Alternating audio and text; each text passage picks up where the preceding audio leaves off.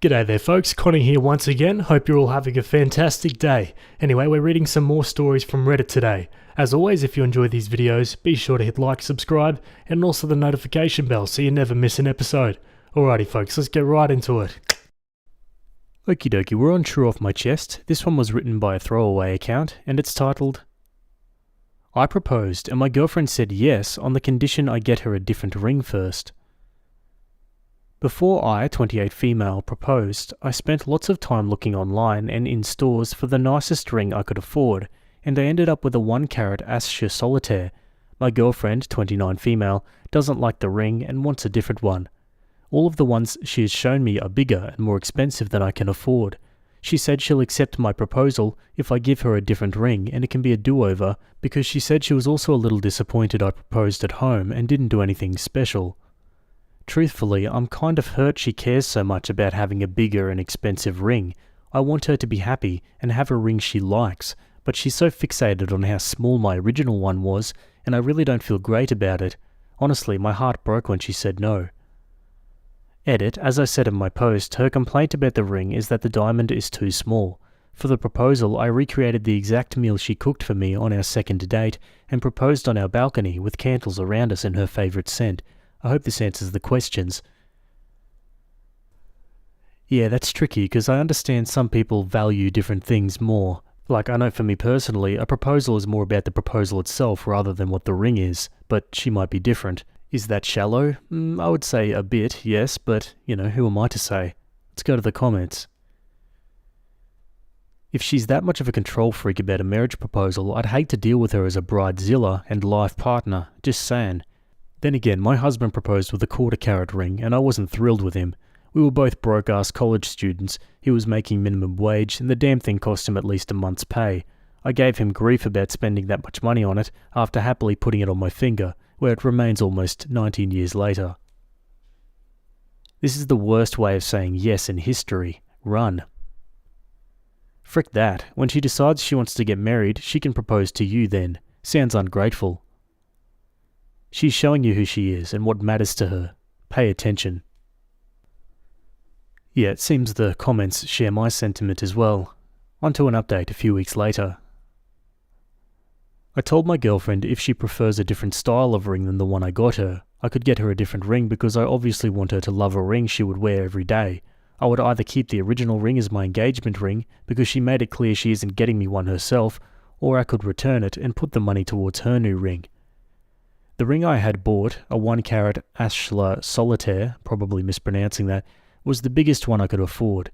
Her complaint was that it was so small, and the other rings she showed me as examples of what she wanted were more expensive than I can afford. I admit it led to a few arguments, because everything was above the amount I told her I can afford. She suggested I get a temporary side job to save more money. I've said it would take me a couple of years to save for what she wants, but she said if I love her, I'll find a way. I'm not opposed to another ring, but we are on opposite sides regarding the budget. The proposal, me recreating the meal she cooked for me not long after we started dating and having candles she likes on the balcony, was also not what she wanted. She wants a public proposal, and I misunderstood when she said she wanted something special. She didn't say public, and I didn't infer it. Now we're both aware of what she wants at least. I just want to thank everyone for the support and nice thoughts. I haven't decided if I'm going to keep the original ring and wear it as my engagement ring yet, or return it because it will barely make a dent in the money my girlfriend wants for her ring. I don't even know how or if I'm going to save for another ring. Truthfully, this whole thing has put a damper on the idea of being engaged for the time being. Thanks again, everyone. Yeah, I don't know about you guys, but I can't help but see the red flags here. Okay, Opie makes an update 2 years later. Backstory is that when I decided to propose to my girlfriend, I bought her the nicest ring I could afford. It was a 1-carat Asscher Solitaire. When I proposed, I recreated the meal we had on our second date and proposed on our balcony with some candles around us. My girlfriend responded by saying she would only marry me if I bought her a different ring. All the examples she showed me were much bigger and more expensive than I could afford. She had told me she'd accept my proposal if I gave her a different ring, and my proposal would be a do-over because she said she was also disappointed I proposed at home. She didn't like the proposal or the ring. The update is that I was trying to communicate with her and find a solution because of how much I love her. She was the one I wanted to spend my life with. We did have some arguments and she suggested I get a second job to afford a better ring. She said I misunderstood when she said I wanted a special proposal because what I did wasn't special. I had decided to keep the ring to be my ring because I was unable to return it and would have lost money if I sold it. I was trying to find a solution and my girlfriend was making suggestions. I thought we would work it out, but about 6 months after my last post, my girlfriend left me for a colleague. She said the affair started after I proposed. Last I heard, they were still together and either were travelling over in the United States. When my girlfriend left me, she took most of our things. I had to start my life over pretty much. It was difficult. My family stopped talking to me when I started dating women. They don't support same-sex relationships. I did receive a lot of support in both of my posts, but there was lots of negativity as well. The majority of the messages I got were negative too. Many people missed that I'm a woman, even though I said it in my posts. I received many comments and messages about how men don't understand how important the ring and the proposal are to women. Even those who did not mistake me for a man said that my proposal was low effort and the ring was terrible. My proposal was called out for being terrible, and most of the messages I got mirrored the comments I got about putting in more effort or being a better partner. There were some insults too, and a lot of them said they felt sorry for my girlfriend. I have learned from this experience. I'm not in a relationship now, but if I ever do find someone, I'll make an effort to be a better partner. I did want to post one more update to thank the people who posted nice things, and to say I learned from this experience and have taken to heart all of the comments and messages about being a better partner. Oh man, you got a feel for OP here. Nothing really went her way. Let's read some final comments. I feel so bad for OP. The comments she got were not fair at all. She was in a relationship with a materialistic woman, and it sounds like she didn't earn enough to keep her partner happy. The thing about those kinds of partners, when they're only in it for money, there's always someone who has more of it. The only advice I would give her is to get more specific information about ring and proposal preference, but I think she did a good job of making the proposal sentimental. It's just that her girlfriend didn't really have those kinds of feelings for her. I looked up a 1-carat Astra solitaire ring and they go for about 5k. The girlfriend was definitely a gold digger. The ex sounds like one of those people who never are happy but just want to play and pick fun for nothing. What a lousy person. I feel for OP, and I hope OP is able to find someone who will be the perfect girl for her. Here. What about you guys? Let me know your thoughts down below. Either way, we're going to move on to another story. Alrighty, over on Am I the A-hole? This one was written by a throwaway account, and it's titled, Am I the A-hole for calling my father's wife a creep? Now, I'm pretty sure I did cover this one a few months ago, but there's a couple new updates, so let's hit it up again. My 32 female, father, 60s, has been married to Sasha, fake name, 40s, for almost a decade. I was already an adult when they started seeing each other, so I never had much of a relationship with her. That said, Sasha was nice and thoughtful, though a bit annoying at times, and I never had any problems with her. I now have a husband, 34, and 2 kids, 9 male and 4 female. Sasha is very fond of my children, especially my daughter. That became very suffocating pretty quickly, so we started setting some boundaries. She never overstepped them. In January, my father and Sasha decided to go on a trip to Disney World and invited us to join them. We decided to go to celebrate our son's 9th birthday. I quickly regretted coming along. Sasha spent the entire trip fussing over my daughter in ways that overstepped almost every boundary we'd set. Examples include: Sasha bought a mini ears tiara. She wanted me to buy my daughter an identical one so that they could match. My daughter didn't like the tiara, so I bought her a Donald Duck hat instead. Sasha got her the tiara anyway and was upset that she didn't want to wear it. My father and Sasha went shopping in between parks. I told them not to buy my kids anything as we still had shopping to do and didn't want to risk making our bags too heavy. Still, Sasha returned with 5 bags of clothing for my daughter and 2 for my son, saying she couldn't resist it. My daughter wanted a Belle costume to wear at the parks, as that's her favourite princess. Sasha tried to convince us to get her an Ariel costume instead, because that's her favourite. I explained that we never watched The Little Mermaid at home, because my daughter is scared of Ursula. Sasha insisted on taking dozens of pictures with my daughter in front of the castle at Magic Kingdom. She also took some with my son, but not nearly as many. She tried to convince us to take our daughter to Bibbidi Bobbidi Boutique. We refused because the prices are crazy and we'd already bought her the Belle costume. She offered to pay, but we held our ground. I later found out Sasha tried to make a reservation anyway, but there was no availability. When we took our daughter to Slinky Dog Dash, her first roller coaster, Sasha tried to sit next to her. My daughter wanted to sit with me, so we switched. She tried to do the same thing on other attractions. At the Muppets Theatre, she tried to get my daughter to sit on her lap. Sasha also tried to pick her up while we met some of the characters. There were more instances. The final straw for me, however, was the last park day of the trip. We were at Magic Kingdom. My husband suffered a minor injury, and I had to take him to the first aid station. The kids wanted to go to the Peter Pan ride, so my dad and Sasha offered to take them in the meantime. However, according to my father, the line was too long, so instead, Sasha suggested the Little Mermaid ride, assuring my kids Ursula wasn't on it. Actually, there's a pretty big Ursula animatronic there. My daughter was still sobbing and hugging her brother when we reunited. When we flew back home, I told my father that we'd no longer take our children on trips with Sasha due to her behaviour. He got extremely angry. He said his wife loved my kids, thought about what they'd like to do at every moment of the trip, and that we should be grateful to have her in our lives. I lost my temper at that. I told him Sasha was a freaking creep, and that they should be grateful I was still okay with them even seeing my children after her actions during the trip. We ended up having a huge fight after that. It's been weeks since we returned home, and my father is still angry at me and my husband. Sasha has texted me a few times. She says she's sorry if she made me uncomfortable, but that she loves my kids and hoped to use the trip to spend more time with them.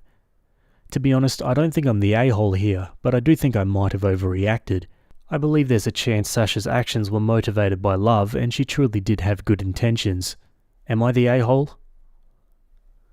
On to some comments. You're not the a-hole because you have your children's best interests at heart, but it may benefit you and your dad's relationship to understand why Sasha is like she is. Overstepping boundaries is easier for someone when they believe it's for a good cause, or to have fun in a safe way. Does she have kids of her own? Can she not have kids of her own? Does she maybe see the kids as her grandkids? It's a difficult one, but getting to the source of that could make the whole thing healthier. But on the other hand, it's not your job to put that work in when it's your father's relationship. All I'd suggest you do is explain to your father you set boundaries, and regardless of intention, Sasha broke them, which you do not condone. Good luck. Opie replies, Sasha doesn't have children of her own. My father has me and my sister, and has always been open about not wanting more kids. They're married, so I'm assuming she doesn't want kids either. I also don't think she sees my kids as grandchildren. She's always referred to herself as Aunt Sasha instead. When I got pregnant with my son, she commented she was too young to be a grandma. Not the a-hole. You set some pretty clear boundaries that Sasha kept crossing the entire trip. Even your daughter seems to not be particularly receptive towards her. Also, your son can probably pick up on this favoritism, and that's not good for him either. I don't mean to do armchair psychology, but this reads like Sasha has always wanted a young daughter and is using yours to live vicariously through. Hence why she kept trying to push things that your daughter doesn't like onto her. Tiara, Little Mermaid ride, etc. Opie replies, My son doesn't like Sasha. I'm not sure why, but I think he gets that she favours my daughter. He's also very protective of his sister, so her discomfort could also be a reason. Not the a-hole. She sounds exhausting, but she also doesn't seem like a truly awful person. Quote, So we started setting some boundaries and she never overstepped them. Question, does she have children of her own? She probably sees your kids as a chance to play mummy if she's never had kids. She may not even be aware of exactly how intrusive she's being.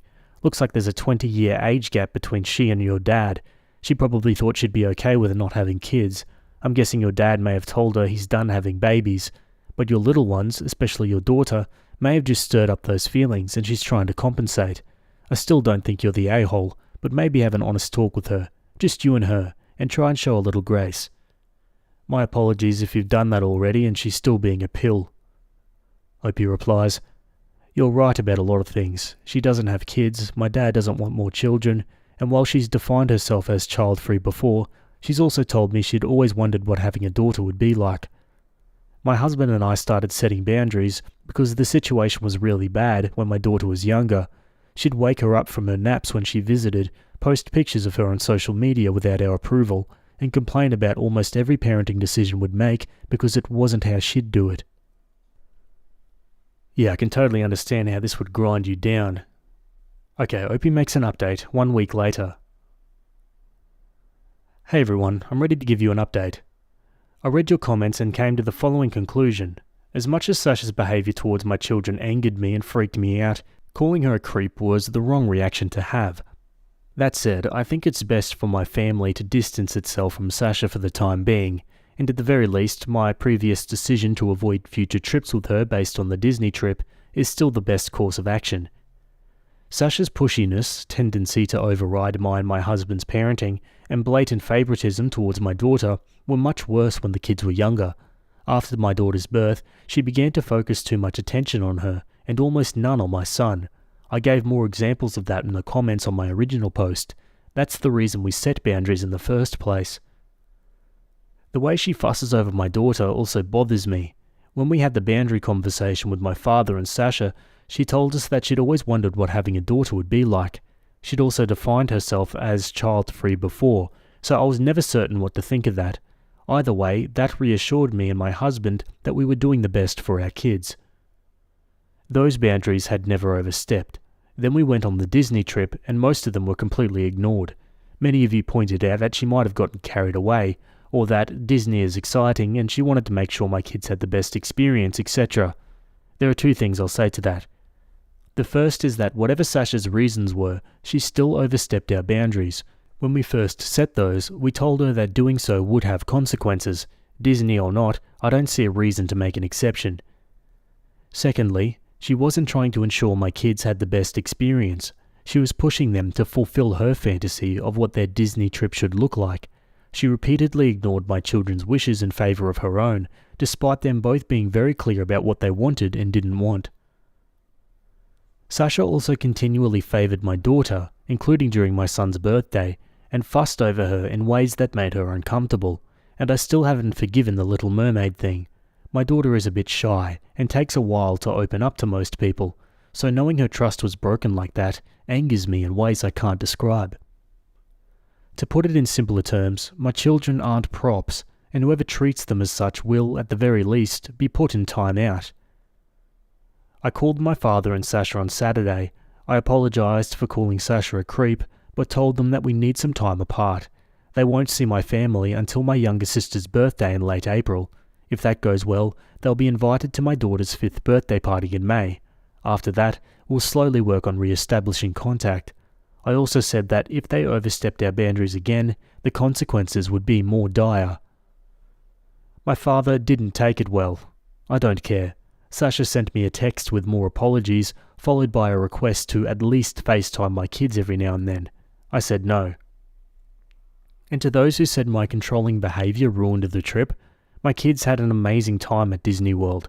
They're both still talking about it. My daughter keeps asking us to put her pictures with the characters she met up on the wall, and my son says he had the best birthday ever. I think that's it. Thank you for your advice and support on my first post. On to some more comments. You protected your children, and that's the best thing you can do in any situation. I'm glad they're still talking about the trip, despite favouritism and the Ursula animatronic, which means you and your husband managed to outshine all of that with wonderful memories. For the possible reconciliation, everyone can act normal for a day, the birthday in late April, especially if they know there's a goalpost on that day. It's the behaviour over time that counts. If they're still messaging you, requesting FaceTime calls, and calling you unreasonable despite you clearly saying you want no contact, you could begin a tally, 1 point for each request, and when it's X amount of points, they'll have their timeout extended because they obviously don't understand boundaries yet. Opie replies, "That's great advice. We don't want to go no contact, but we will if our boundaries are disrespected. Knowing my father, a tally wouldn't be well received.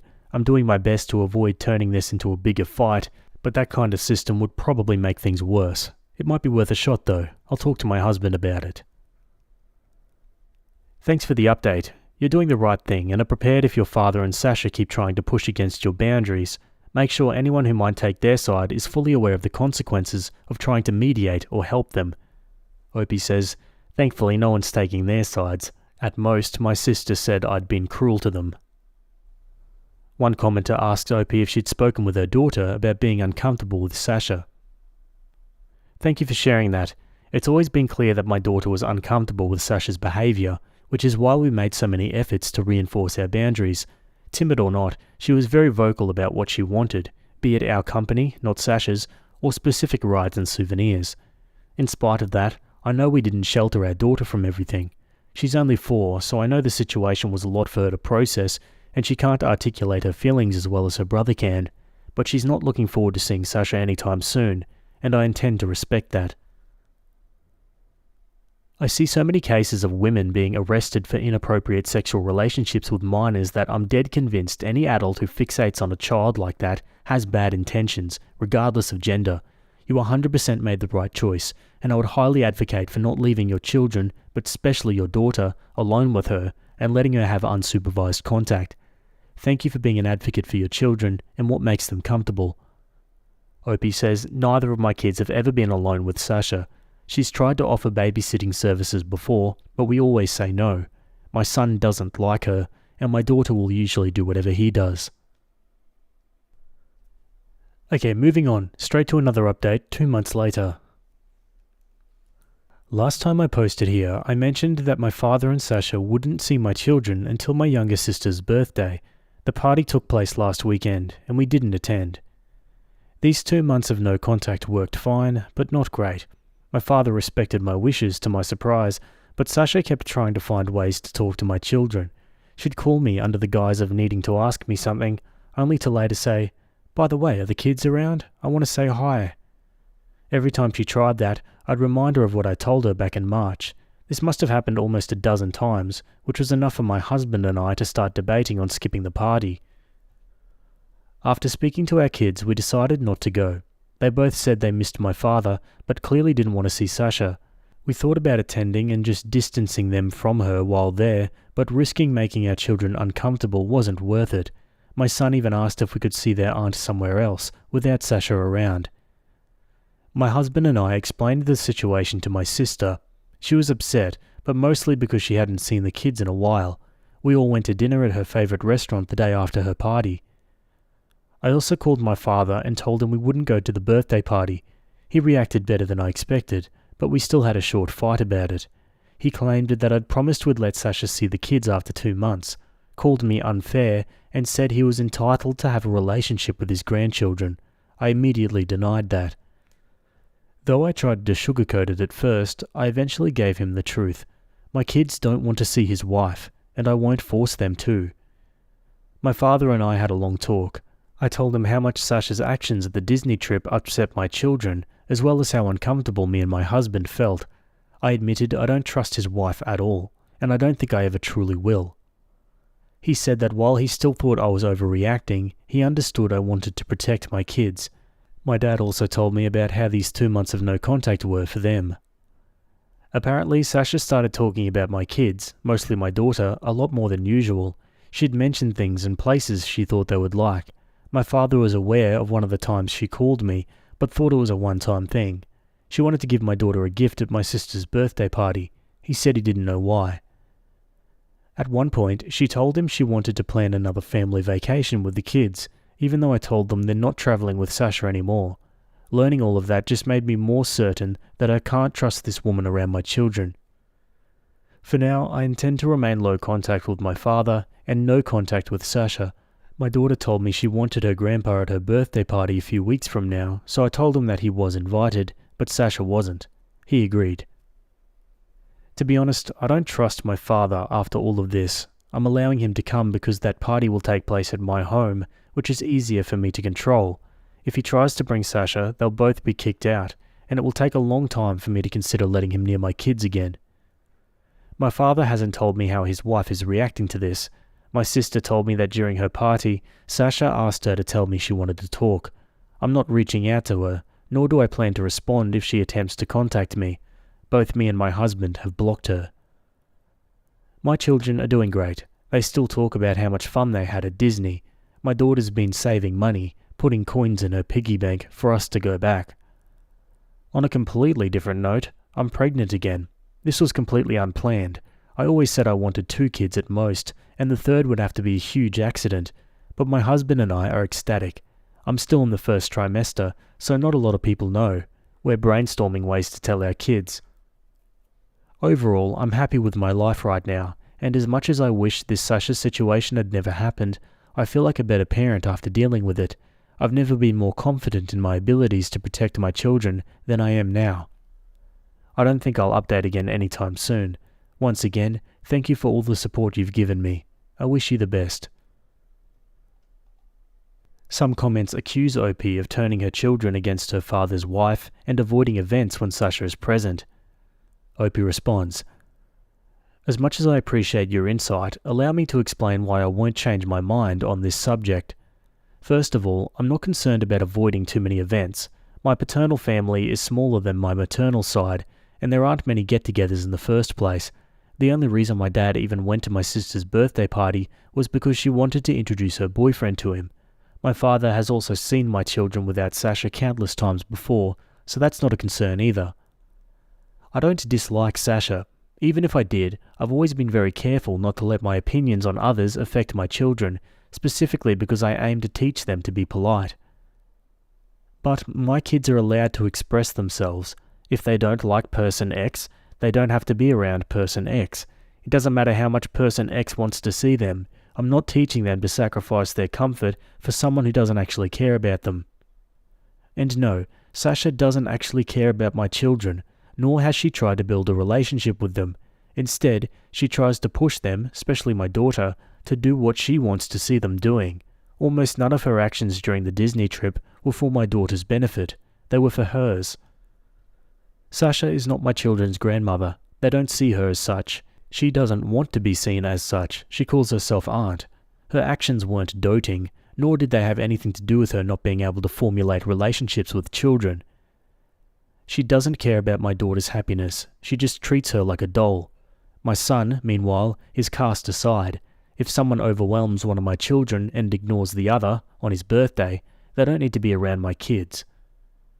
To answer the other part of your question, I have spoken with Sasha. It was the whole point of the boundary conversation. I communicated what was wrong and what she could do to improve. Whenever I try to set boundaries, Sasha disrespects them. She does not listen to me. It's not my job to teach her how to build a relationship with my kids any more than I already have. That's the point of this no-contact policy. Sasha doesn't listen to me or my children. If my kids didn't mind, I'd consider other ways of approaching this, but they do mind, and I refuse to force them to be around someone who disrespects them. And the fact that she refuses to listen to my children and insists on pushing her fantasies onto my daughter is enough for me to go no contact. I have no intention of updating anytime soon, nor am I looking for any more advice. Thank you for your concern. Okay folks, now for a new update, 4 months later. First of all, my father didn't bring Sasha to my daughter's birthday party back in May. I didn't really think he would. I'd made it very clear I wouldn't tolerate that, but I'd be lying if I said your comments didn't make me a little paranoid. Secondly, I've just entered my 3rd trimester, and the baby will be here in November. The kids are ecstatic.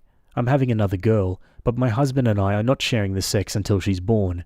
This has nothing to do with our families, it's just something we've also done with our first 2. Everyone, including Sasha, knows I'm pregnant. We announced it a couple of months ago. I had no problem with my father telling her, though he did ask if he could. I didn't hear much about her reaction, but according to my father, she was happy for me. My children still don't want to see Sasha, and I'm still not forcing them to. I've unblocked her and put her on mute instead, but she hasn't made any attempts to contact me. We've continued meeting my father without his wife, and I think it's been working out. My relationship with him isn't fantastic, but it's much better than it was earlier this year. Last week, I saw Sasha for the first time in months. My cousin threw a party at her place. My husband and I attended, as did my father and Sasha. I knew she'd be there, but since the kids weren't with us, son had a sleepover, daughter stayed with my mum, I didn't really have anything against seeing her. They arrived sometime after we did.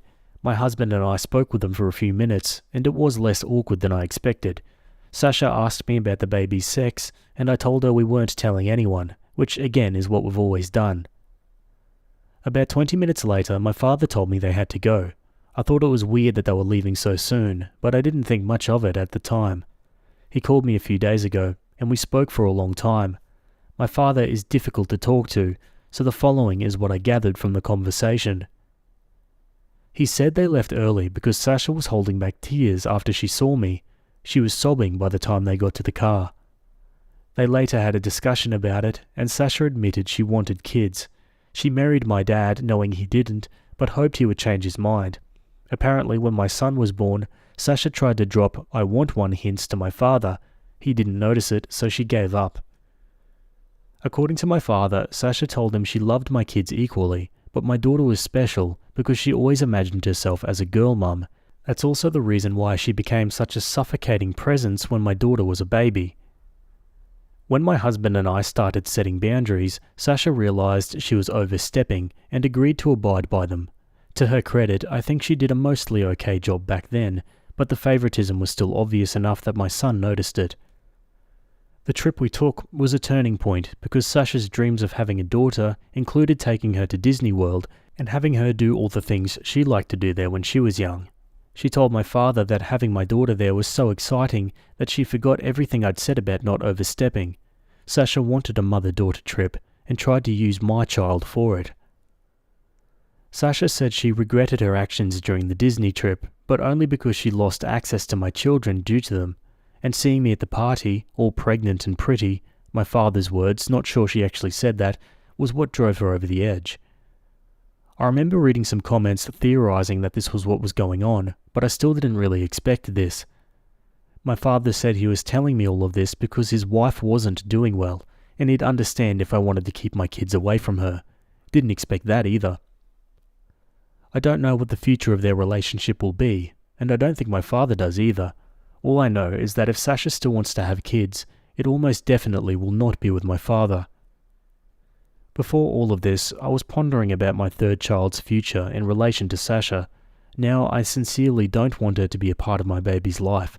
This isn't a final decision, but I've been speaking to my husband about it, and he agrees with me. I don't think she's a bad person. I got some baby stealer comments on my previous update, but I don't think that's what's happening here either. But if the Disney trip proved anything to me, it's that Sasha is willing to be extremely selfish and disrespectful to get what she wants, even when my kids are involved. A couple months ago, my husband and I had a conversation with their son about the subject. He told us he dislikes Sasha for 2 reasons. She favours his sister, and she doesn't listen to them. Honestly, that's all I need to know. Looking back at my own childhood, I feel like I was never allowed to have boundaries. I was always expected to put my schedules and preferences aside for others.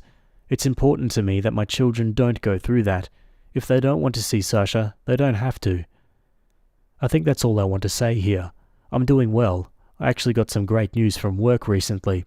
My kids are thriving, and I'm excited to meet my third baby. Again, thank you guys. And on to some final comments. What a roller coaster.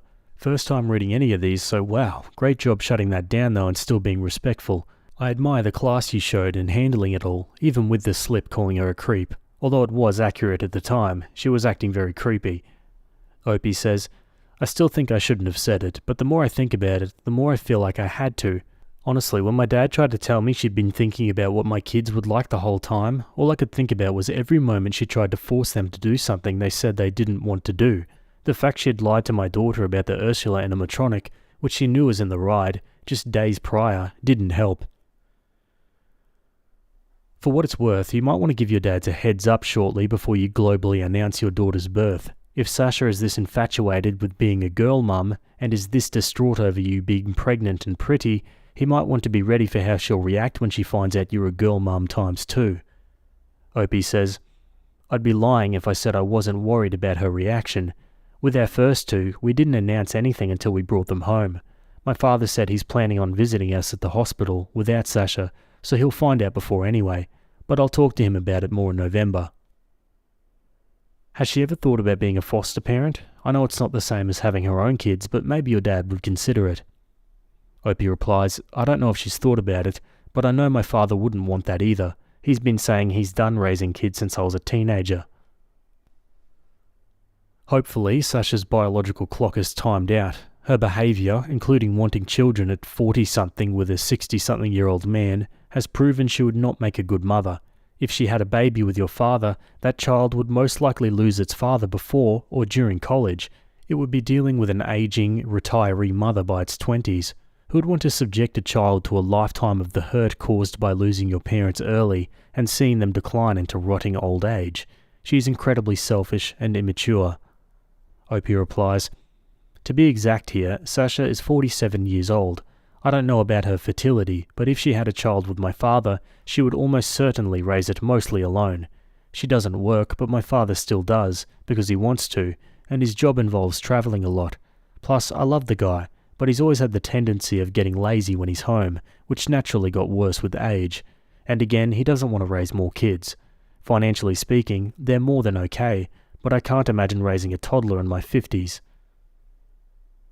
Congrats on your second daughter. As for the rest, I don't think I'd call Sasha dangerous, but I think you're making the right choice in not allowing her around your kids."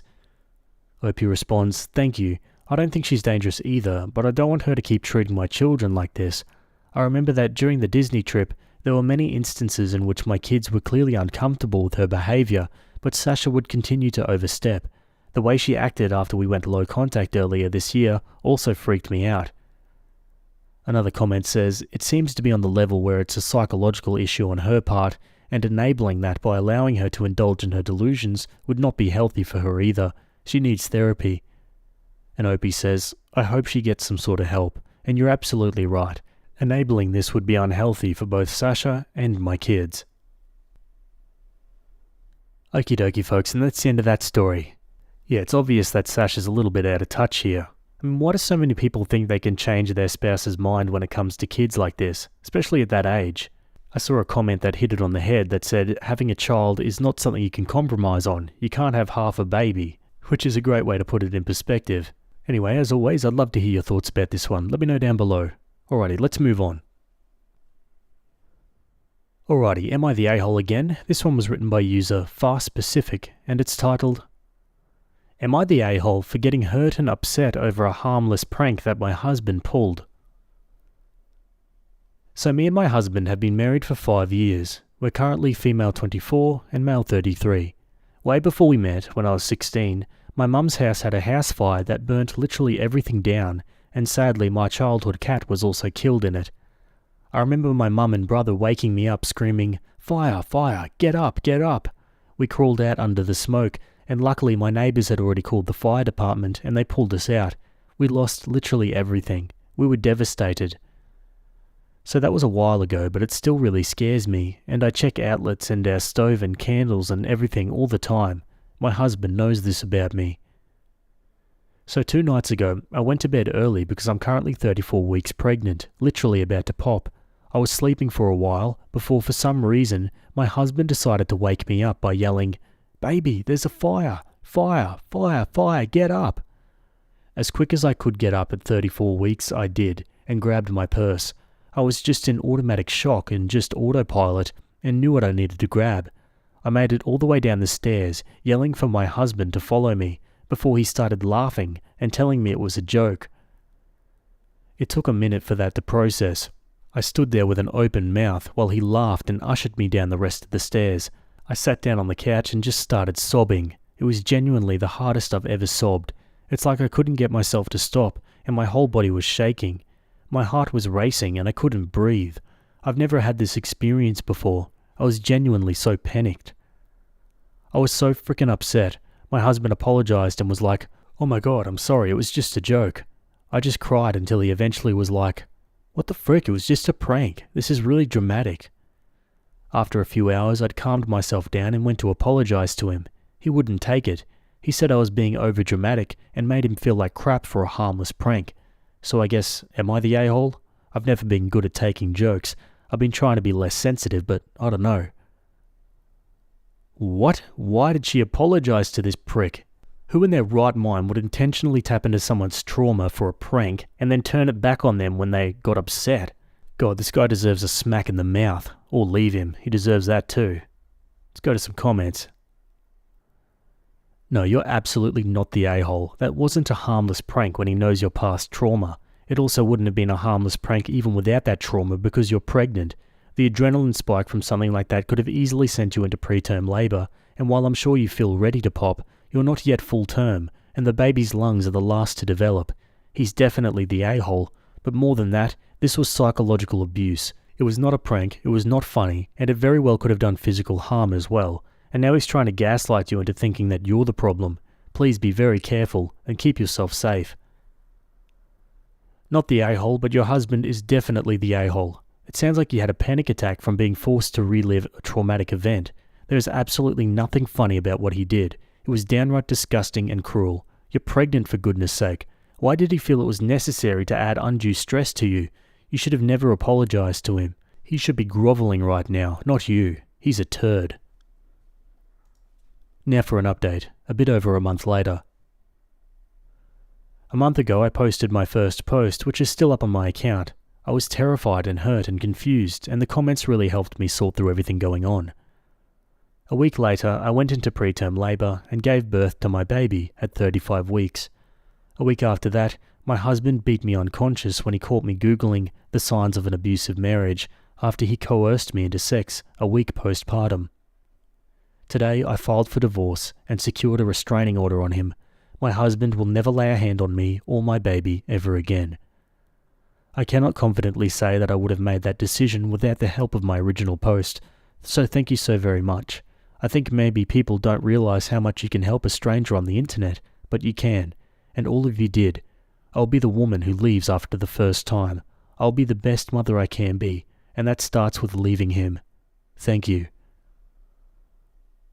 Holy moly, that got real dark real quick, but I mean, after that prank, who's surprised? This guy was downright bad news, and he proved it. Alright guys, well that's it from me today. I hope you guys enjoyed those stories. Thanks for making it to the end, and I'll see you all in the next video. Have a good day. Cheers.